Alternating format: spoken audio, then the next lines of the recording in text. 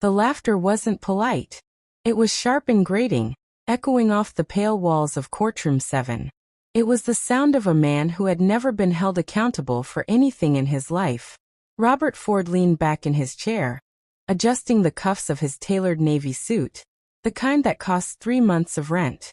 He turned to his attorney, Victor Hale, a silver-haired litigator known in legal circles as the closer, and spoke just loud enough for the gallery to hear.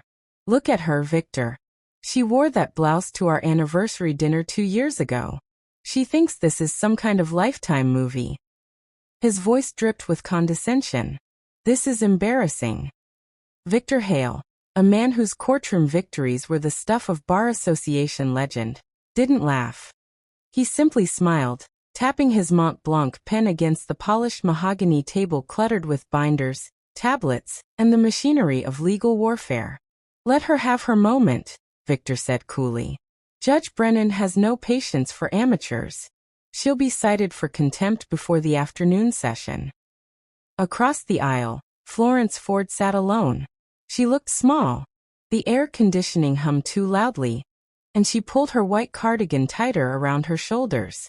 Unlike the defense table, fortified with paralegals, file boxes, and technological dominance, Florence's table was bare except for a single yellow legal pad, a ballpoint pen, and a plastic water bottle she hadn't touched. Her brown hair was pulled into a simple bun. No jewelry. No makeup beyond a trace of lipstick that had already faded. To anyone watching, she looked exactly like what Robert wanted them to see. A desperate housewife, abandoned and outmatched, clinging to dignity she no longer possessed. That if you love stories about silent strength and the sweetest form of vindication, make sure you hit that like button and subscribe, because what happened next became the talk of the entire city. "All rise." The bailiff's voice cut through the murmurs.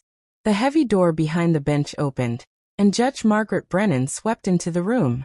She was a formidable woman in her late 50s, known for her razor-sharp legal mind and zero tolerance for incompetence. She settled into her seat, adjusted her reading glasses, and scanned the docket with the expression of someone already exhausted by what she was about to witness. Case number 24 to 7749. Ford versus Ford. Judge Brennan announced, her voice clipped and efficient. Final hearing on asset division, spousal support, and alleged financial misconduct. Counsel, state your appearances. Victor Hale rose smoothly, buttoning his jacket in one practiced motion. Victor Hale representing the respondent, Mr. Robert Ford, Your Honor. The judge's gaze shifted to the plaintiff's table. And for the petitioner? Florence stood. Her chair scraped loudly against the floor, a jarring sound in the sudden silence. Robert smirked, covering his mouth with a manicured hand. "Florence Ford, Your Honor," she said quietly. Her voice wavered slightly. "Representing myself." Judge Brennan removed her glasses. She exhaled slowly, the kind of sigh that signaled this trial was already testing her patience. "Mrs. Ford," the judge said, leaning forward, "I'm going to ask you this once, and I need you to listen very carefully. Your husband is a financial consultant with assets estimated in the millions. Mr. Hale has been practicing law for 2 decades. Are you absolutely certain you wish to proceed without representation? Because what you're about to attempt is professional malpractice waiting to happen." "I can't afford an attorney, Your Honor," Florence said, eyes downcast. "Mr. Ford froze our joint accounts 8 months ago. I have no access to funds." Victor Hale shot to his feet. "Objection, Your Honor. Mr. Ford simply protected the marital assets from reckless spending. We offered Mrs. Ford a settlement of $75,000 to facilitate her transition. She refused out of spite." $75,000? Judge Brennan raised an eyebrow. "For an estate of this magnitude? It's more than she brought into the marriage, Your Honor," Victor said smoothly. "Mrs. Ford was working as a bookkeeper when they met. She has no financial expertise. We're trying to ensure a fair resolution while protecting the business Mr. Ford built." "I see." The judge looked at Florence. "Mrs. Ford, I'm going to be very clear with you. If you proceed pro se, You will be held to the same standard as a licensed attorney. I will not give you special treatment. If you fail to object properly, evidence comes in. If you miss a filing deadline, you lose. Do you understand what you're walking into? Florence looked up. For the briefest moment, so fast Robert almost missed it, something cold and sharp flickered in her eyes. But then it was gone, replaced by the trembling uncertainty everyone expected. I understand, Your Honor, she said softly. I'm ready. Robert leaned toward Victor. 10 minutes. She'll be in tears within 10 minutes. Mr. Hale, Judge Brennan said. Your opening statement. Victor Hale walked to the center of the courtroom. He didn't need notes. He was a performer. Your Honor, Victor began, his voice rich and authoritative. This case is tragic, but it is simple. Robert Ford is a self-made man. He built Ford Financial Consulting from a spare bedroom into a firm managing portfolios worth tens of millions. He worked 80-hour weeks. He sacrificed holidays, weekends, time with family, all to provide security and comfort.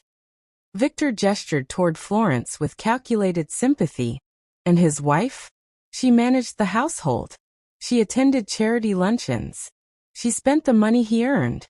Now that the marriage has broken down, through no fault of Mr. Ford's, she wants half. She wants to dismantle the business that supports 12 employees, just to fund a lifestyle she contributed nothing to create. He paused for effect. We will show that Mrs. Ford's role was minimal, that her demands are punitive, and that the settlement we offered was more than generous. We asked the court to limit support to the statutory minimum and grant Mr. Ford full retention of his business interests. Victor sat down. It was textbook. Paint the husband as the hero, the wife as the gold digger. Mrs. Ford, Judge Brennan said. Your opening statement. Keep it brief. Florence stood. She didn't approach the podium. She stood awkwardly in the space between the tables, clutching her yellow notepad against her chest like armor. My husband says I did nothing, Florence began, her voice shaking. He says I was just a bookkeeper. That's true. I worked at Mercer and Associates when we met. Robert rolled his eyes. Here comes the sob story. But Florence continued, steadying her breath. The law calls marriage a partnership. It talks about good faith. Robert is asking you to believe he built his business alone. He's asking you to believe the offshore account in the Cayman Islands doesn't exist. The courtroom went silent. Victor Hale's head snapped up. Robert froze, his smile evaporating. The what account? Judge Brennan asked, leaning forward sharply. The Pelican Holdings account, Your Honor, Florence said, her voice no longer shaking. Registered under a shell company. And the 3 commercial properties purchased in Seattle under the name Thomas Miller, Robert's driver. And the encrypted ledgers showing systematic tax evasion through fabricated consulting fees. Robert's face turned from smug to scarlet in seconds. He slammed his palm on the table. That's a lie. She's lying. Mr. Ford, sit down. Judge Brennan's voice cracked like a whip. She turned her piercing gaze to Florence. The skepticism was gone, replaced by sharp, dangerous interest. Mrs. Ford, those are extraordinary allegations. Making claims like that without proof is grounds for dismissal and sanctions. Severe sanctions. I know, Your Honor, Florence said quietly. She walked back to her table and lifted a single document. I don't have a law degree, but I do have the bank transfer records. She handed the paper to the bailiff. Marked as Exhibit A. Victor Hale snatched the copy from the bailiff's hand. His eyes raced across the page. It was a wire transfer, $2.7 million from Ford Financial Consulting to an account labeled Pelican Holdings, Georgetown, Cayman Islands. Victor looked at Robert, his expression turning glacial. You told me the accounts were clean, he hissed. They are, Robert whispered frantically, sweat beading at his temples. That account is encrypted. There's no way she could have accessed it. She doesn't even know how to use QuickBooks. Florence sat back down. She looked at Robert, and for the first time she smiled. It wasn't warm. It wasn't forgiving. It was the smile of someone who had been waiting years for this exact moment. "Call your first witness, Mr. Hale," Judge Brennan said, her voice dropping an octave. And it had better be good. The air in the courtroom had changed. This wasn't a slaughter anymore. This was war. But to understand how Florence Ford, quiet, overlooked Florence, came to possess documents that should have been impossible to find, you have to go back. Back to the woman she was before the courtroom. Before the evidence. Before she learned that the man she married had been playing a long game from the very beginning, and she was never the wife. She was the target. 7 years earlier, Florence met Robert Ford at a corporate tax seminar she'd been required to attend for her job at Mercer and Associates. She was a bookkeeper then, competent, detail-oriented, invisible. Robert was the keynote speaker, magnetic and confident, talking about wealth-building strategies with the kind of charisma that made even tax law sound thrilling. When he approached her after his talk, she felt chosen. They married within a year. At first, it felt like partnership. Robert's consulting firm was growing fast, and Florence helped organize his files, manage his calendar, keep the chaos of entrepreneurship from swallowing him whole. But slowly, so slowly she didn't notice the shift, Robert began reshaping her world. "You don't need to work anymore, Flo," he'd said one morning, kissing her forehead. "Let me take care of you. You've worked hard enough." It sounded like love. It felt like a cage. He moved her name off the joint checking account. "Just simplifying things for tax purposes," he explained. When she questioned a $14,000 charge labeled consulting materials, Robert sighed with theatrical patience. "Sweetheart, you're getting confused again. That was for the Denver contract. Remember? We talked about this." His voice was gentle, concerned. "Maybe you should see someone. You've been so stressed lately." Florence began to doubt her own memory. The isolation deepened. Robert discouraged her from seeing old friends. "They don't understand our lifestyle now." He dismissed her concerns as emotional overreactions. When Florence mentioned returning to work, he laughed softly. "Why would you do that? You'd be bored in a week." Her brother Daniel saw through it immediately. "He's controlling you, Flo," Daniel said during one of their increasingly rare coffee meetings. "He's cutting you off piece by piece." "You don't know him like I do," Florence replied, defensive. But Daniel's words planted something. Then 6 months later, Daniel called her in tears. He'd been fired from his accounting firm, accused of falsifying audit reports. The evidence was damning. Emails, timestamps, forged signatures. "I didn't do this," Daniel sobbed. "Someone set me up." Florence believed him, but she didn't yet know who. It was only later, much later, that she began noticing patterns. Robert's sudden interest in Daniel's firm before the accusation. The way Robert had asked too many questions about Daniel's clients. The convenient timing of Daniel's disgrace, right after he'd started asking Florence uncomfortable questions about Robert's business practices. That's when Florence stopped talking and started watching. She began photographing documents Robert left on his desk. She started listening when he thought she wasn't paying attention. She created a hidden email account and quietly forwarded herself files from the cloud sync Robert had forgotten to disable on the tablet he'd given her for recipes. Florence Ford learned to become invisible in her own home. And invisible women see everything. Back in the courtroom, the tension was suffocating. Victor Hale stood, smoothing his tie with forced composure. "Your Honor, the defense calls Mark Ellison to the stand." Mark Ellison was Robert's CFO, a thin man in his early 40s with wire-rimmed glasses and a suit that looked expensive but ill-fitting. He took the oath with a hand that trembled just slightly before he caught himself and steadied it.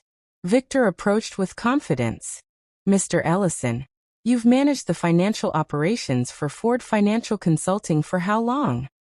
5 years, Mark replied, his voice clipped and professional. "And in that time, have you ever witnessed any financial impropriety? Any hidden accounts, falsified records, or questionable transfers?" "Never," Mark said firmly. "Robert runs a clean operation." Everything is documented and above board. Thank you. Victor turned to Florence with barely concealed contempt. Your witness, Mrs. Ford. Florence stood slowly.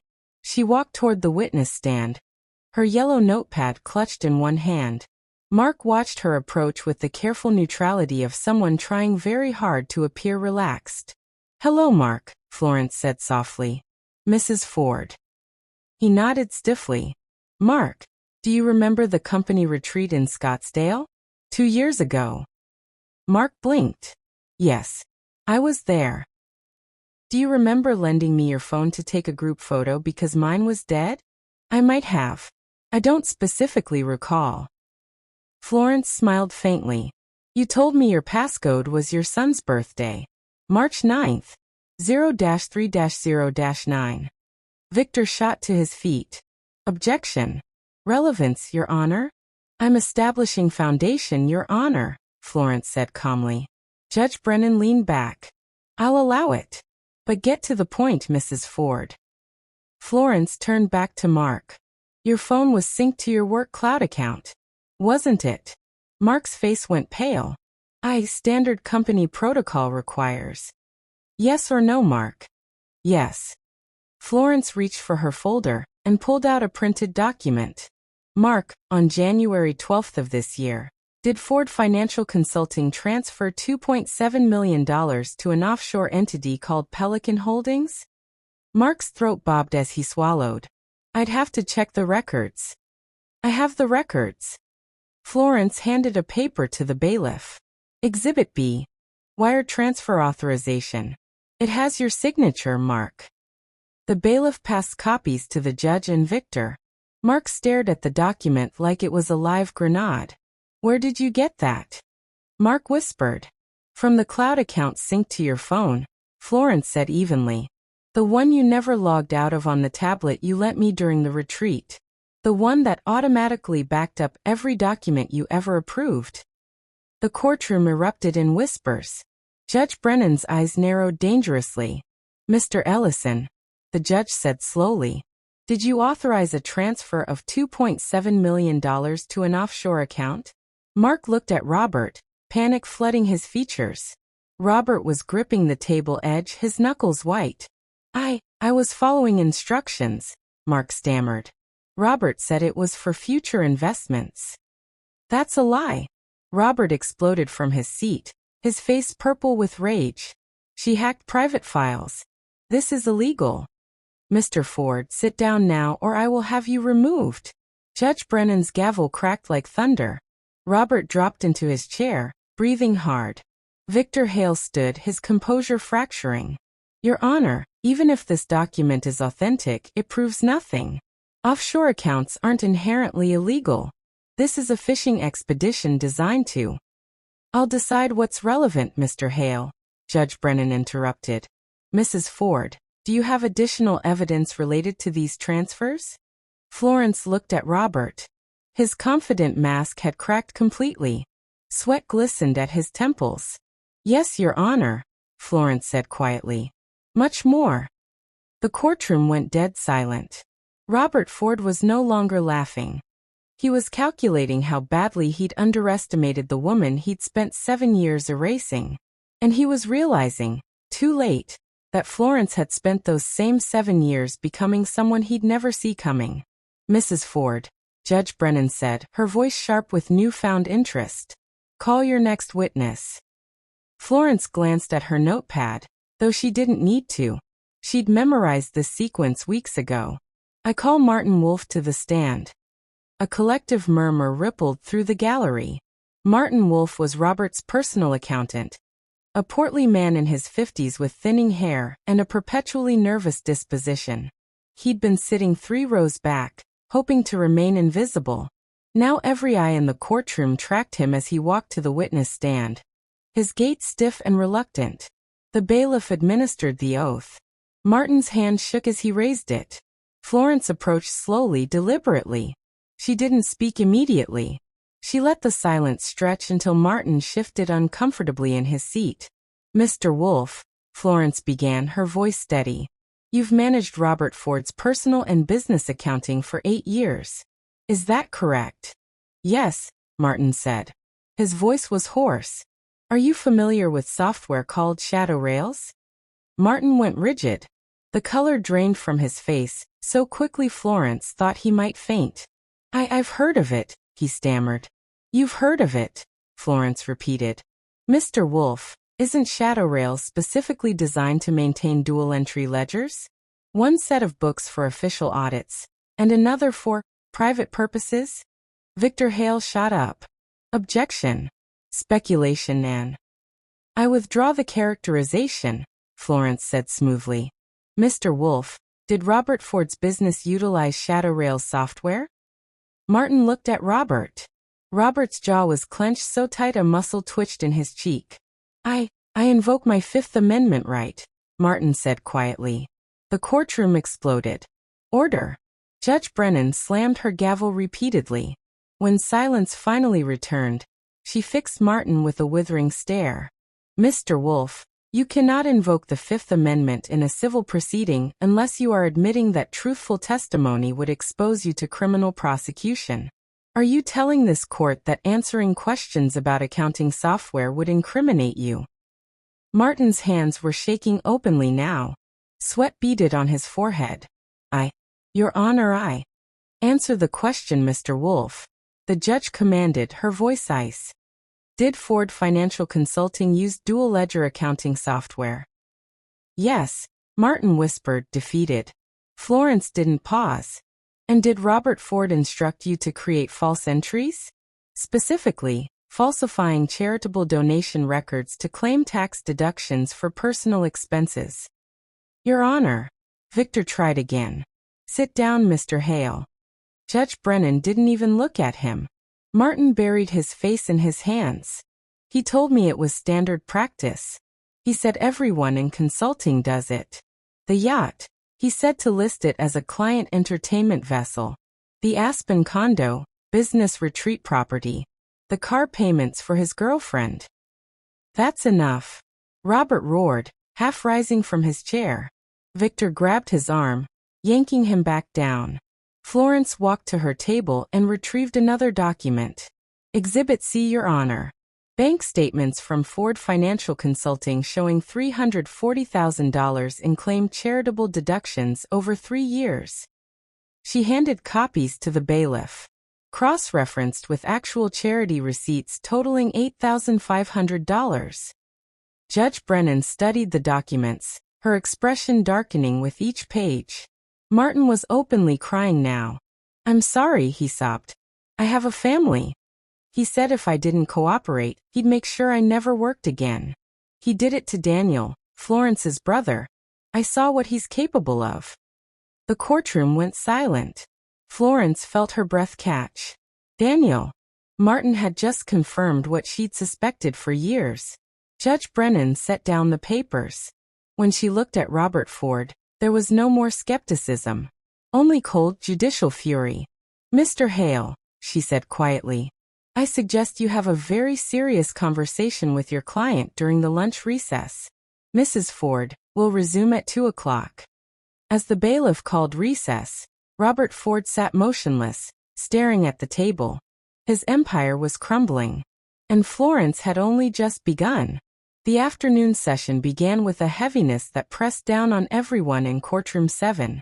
Robert sat rigid beside Victor Hale, who looked like a man reconsidering every life choice that had led him to this moment. Florence stood. Your Honor, I'd like to introduce video evidence. Exhibit D. She walked to the court's media station and inserted a USB drive. The overhead screen flickered to life. Victor was on his feet immediately. Objection. We've received no notice of video evidence. This is a clear violation of discovery rules. Your Honor, Florence said calmly, I submitted this evidence to the court clerk 3 days ago, as required. Mr. Hale received electronic notice. Victor's face reddened. He rifled through his tablet, then went pale. The email was there. He'd missed it. Judge Brennan's expression could have frozen water. Objection overruled. Play the video, Mrs. Ford. The screen showed a living room. Florence recognized it as their home office. The angle was high, tucked into a bookshelf. The timestamp read March 4th, 7 months earlier. Robert entered the frame, followed by a man in a blazer carrying a leather portfolio. The audio was crystal clear. "Dr. Rains, thanks for coming to the house," Robert's voice said warmly. "I know this is unorthodox." "You said it was urgent," the man replied. Dr. Edmund Rains. Florence recognized him now. Robert had insisted she see him for anxiety last spring. "It's about Florence." Robert sat down, his face earnest with false concern. "I need documentation that she's mentally unstable. Something official. Depression, emotional dysregulation, paranoia. Whatever sounds clinical enough for court." Dr. Rains hesitated. "Robert, I can't fabricate a diagnosis. That's not. I'm not asking you to fabricate anything." Robert's tone sharpened. "I'm asking you to interpret what you've observed. She's been erratic, forgetful, emotional. You've seen it yourself." "I've seen a woman under significant stress." "Then document the stress. Make it sound concerning." Robert leaned forward. "Edmund, I've referred 20 clients to your practice in the last 2 years. That's substantial revenue. I'm asking for professional consideration here." There was a long pause. Then Dr. Rains spoke, his voice quiet with resignation. "What exactly do you need?" "A psychiatric evaluation. Something that suggests she's not competent to manage finances or make sound decisions. I need it dated within the last 60 days. The courtroom was so silent Florence could hear people breathing. "This will cost you," Dr. Rains said finally. "Name your price." "30,000. Cash." "Done." The video ended. The courtroom erupted into chaos. Voices overlapped, people stood, the bailiff shouted for order. Judge Brennan's gavel cracked like gunfire. "Silence. I will clear this courtroom." Victor Hale was on his feet, his composure shattered. "Your Honor, this video's authenticity is questionable. There's no chain of custody, no. The video was recorded on a device registered to Mrs. Ford, installed in her own home," Florence said, her voice cutting through Victor's objections. "I can provide the original device, purchase records, and metadata." Judge Brennan held up a hand. "Mrs. Ford, is Dr. Rains aware of this video?" "Yes, Your Honor. I subpoenaed him. He's in the hallway." "Bailiff, bring him in." Dr. Edmund Rains entered looking like a man walking to his own execution. When he saw the frozen image on the screen, all color left his face. He was sworn in. Judge Brennan didn't waste time. "Dr. Rains, is that you in the video?" "Yes," he whispered. "Did Robert Ford pay you $30,000 to fabricate a psychiatric evaluation of his wife?" Dr. Rains looked at Florence, then at Robert, then at his own hands. "Yes, Your Honor. He did." Robert exploded. "She hacked my house. This is entrapment.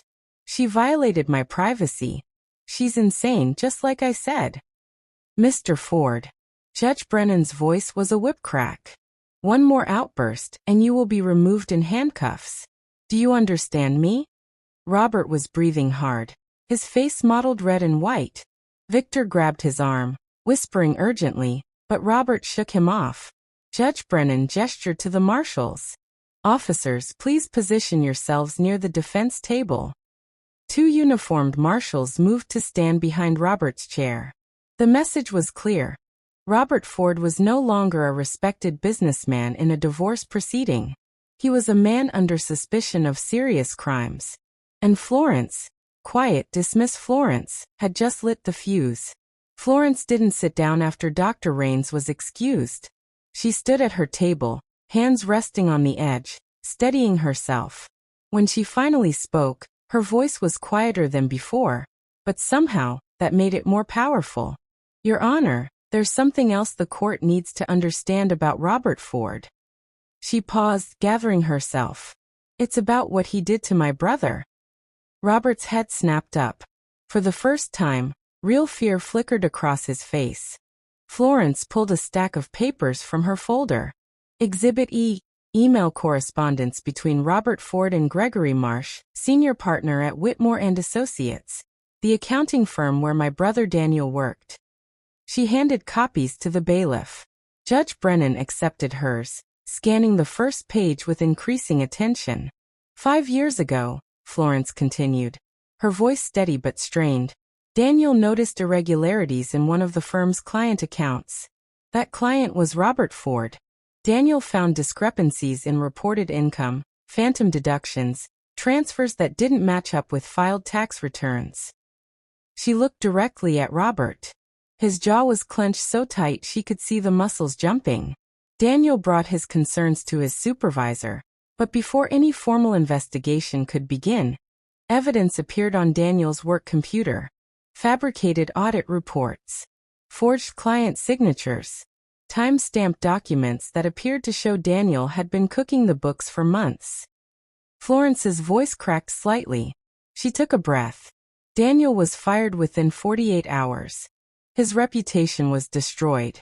No firm would hire him. He couldn't get his CPA license reinstated. She held up one of the emails, her hand trembling. This is from Robert to Gregory Marsh, dated 3 days before Daniel was accused. It reads, Greg, we need to discuss the situation with your junior accountant. I have information that might concern you about his handling of confidential client data. Let's meet privately. The courtroom was utterly silent. The next email, Florence continued, is Robert offering to provide evidence of Daniel's misconduct.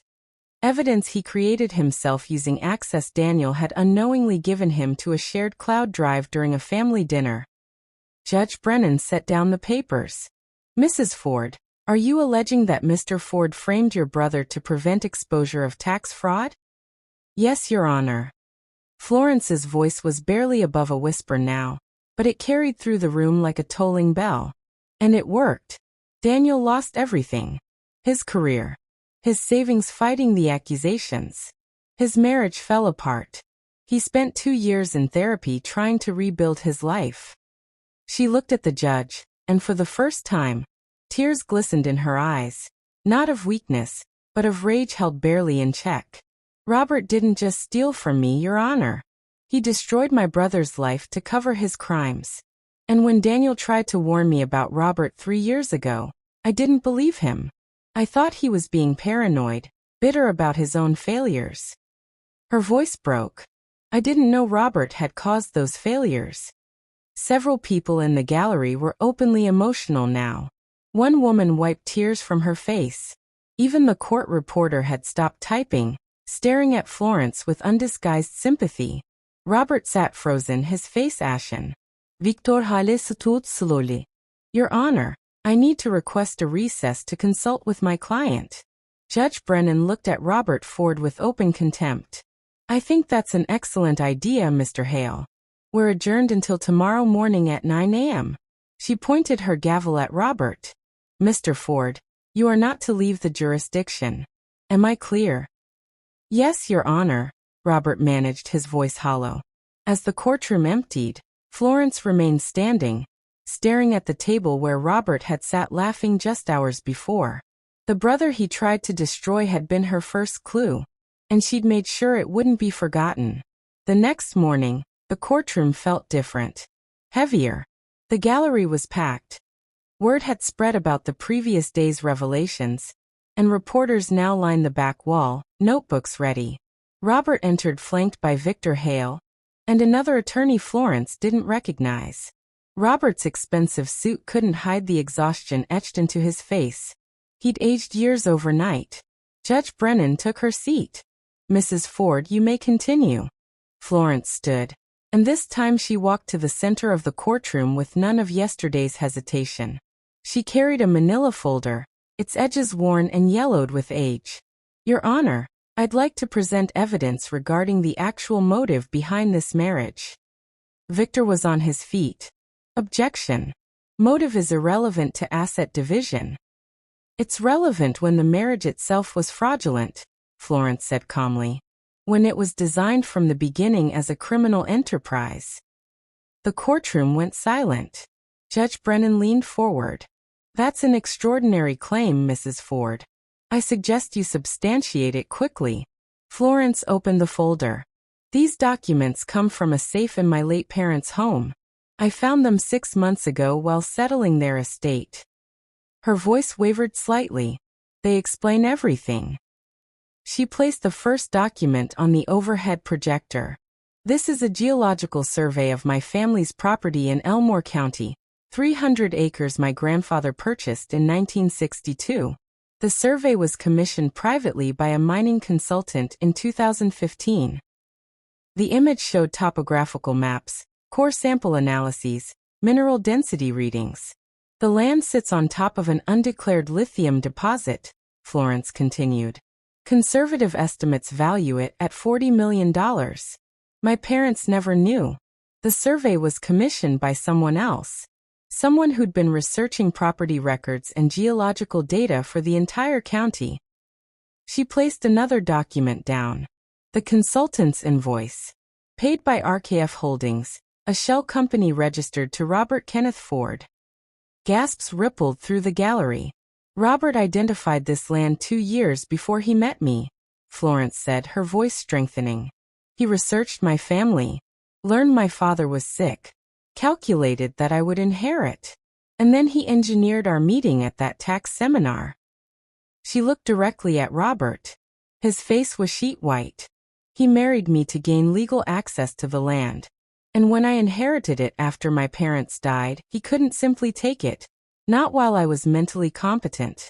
So he built a case, fabricated psychiatric evaluations, created a narrative of instability, planned to have me declared unfit, so he could assume control of my assets, including the land, through a conservatorship. Florence's voice dropped to barely above a whisper. Our entire marriage was a crime in progress. Robert stood abruptly, his chair clattering backward. This is insane. She's making this up. Sit down, Mr. Ford. Judge Brennan commanded. But Robert was backing toward the aisle, wild-eyed. I'm not listening to any more of this. The courtroom doors opened. 2 people in dark suits entered. A man and a woman, both wearing FBI badges on their belts. The man spoke calmly but clearly. Robert Ford, stay where you are. Robert froze. Judge Brennan stood. Special Agent Cortez, Your Honor. FBI Financial Crimes Division. The agent held up a document. We have a warrant for Mr. Ford's arrest on charges of wire fraud, tax evasion, conspiracy to commit fraud, and witness tampering. The courtroom erupted. Cameras flashed from the back row despite the bailiff's protests. Victor Hale looked like he might be sick. Your Honor, we had no knowledge. I submitted all evidence to federal authorities 4 weeks ago, Florence said quietly. They've been investigating ever since. Agent Cortez approached Robert, pulling out handcuffs. Mr. Ford, put your hands behind your back. Robert looked at Florence, his face contorted with rage and disbelief. You were just a bookkeeper. You were nothing. Florence met his gaze. A single tear tracked down her cheek, but her voice was steady. I was never nothing, Robert. You just needed me to believe I was. The agents led Robert Ford out in handcuffs. The courtroom watched in stunned silence as the doors closed behind him. Florence stood alone at her table, trembling but upright. The woman everyone thought would break had just brought down an empire. The courthouse was nearly empty by 8 p.m. Most of the staff had gone home, leaving only the hum of fluorescent lights and the echo of Florence's footsteps in the marble corridors. She'd returned to collect the remaining exhibits from the clerk's office, documents she'd need for the federal proceedings. The hallway stretched before her, shadows pooling in the alcoves between courtrooms. Florence clutched her folder against her chest, keys ready in her other hand. She was exhausted. Every muscle ached from the tension of the past 2 days. She didn't hear him approach until he spoke. Florence. She spun around. Victor Hale stood 10 feet behind her, blocking the path back to the main entrance. He'd removed his suit jacket. His shirt was wrinkled, his tie loosened. But it was his eyes that made Florence's stomach drop. They were wild, desperate. Mr. Hale. Florence kept her voice steady. The courthouse is closing. You should. We need to talk. He moved closer and Florence instinctively backed up. What you did today, you don't understand the consequences. I understand perfectly. Florence's hand tightened on her keys. Robert committed crime. He's facing justice. Robert was sloppy. Victor's laugh was bitter, unhinged. But his sloppiness implicates me. Those offshore transfers? I set them up. The shell companies? I filed the paperwork. That psychiatrist? I found him. Florence's heart hammered. Then you should turn yourself in. I'm not going to prison because you decided to play detective. Victor stepped closer, forcing Florence to back into an alcove between two dark courtrooms. Here's what's going to happen. Tomorrow, you're going to file a motion. You're going to say you fabricated evidence. That you were emotionally unstable, vindictive. You'll recant everything. I won't do that. You will. Victor's voice dropped to a menacing whisper. Or you'll disappear. A woman distraught over her divorce, unable to cope. Tragic, really. They'll find you in a few days. An accident. Pills, maybe. A fall. Florence's back hit the wall. Her mind raced, calculating distances, exits. But Victor was larger, blocking her path. You think because Robert's arrested you're safe? Victor continued, advancing. I've spent 20 years burying secrets for powerful people. Making problems disappear. You're just another problem, Florence. Florence's hand slid into her coat pocket. Her fingers found her phone. There's one thing you should know, Victor, she said quietly. He sneered. What's that? I pressed record the moment I saw you. She pulled out her phone, screen facing him. A red recording indicator pulsed steadily. And my phone automatically backs up audio to the FBI cloud server Agent Cortez set up for me. Everything you just said, they're hearing it. Right now. Victor's face drained of color. You're lying. Am I? For a moment, the hallway was silent except for the buzz of the lights. Then footsteps, rapid, multiple, echoing from both directions. Victor lunged toward Florence, hand outstretched for the phone. The courthouse doors exploded open. FBI agents poured in from both ends of the corridor, weapons drawn. FBI, get on the ground. Now. Victor froze mid-motion, then slowly raised his hands. His face crumpled with the realization of what he'd done. Down. Face down. Agents swarmed him. Within seconds, Victor Hale was face down on the marble floor, hands cuffed behind his back. Agent Cortez appeared beside Florence. Mrs. Ford, are you hurt? Florence shook her head, unable to speak. Her entire body was trembling violently now, adrenaline finally crashing through her system. You did good, Cortez said quietly. Really good. We got every word. As agents hauled Victor to his feet and read him his rights, Florence leaned against the wall and finally, allowed herself to breathe. Slow, shaky, but victorious. The men who'd tried to erase her were gone, and she was still standing.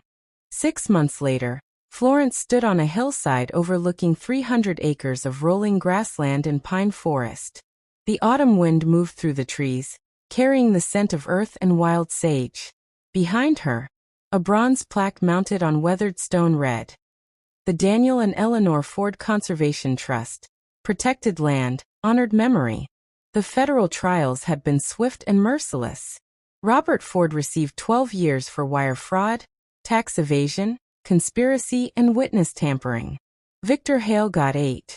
Martin Wolf turned state's evidence and received probation in exchange for testimony that brought down 3 other financial consultants operating similar schemes.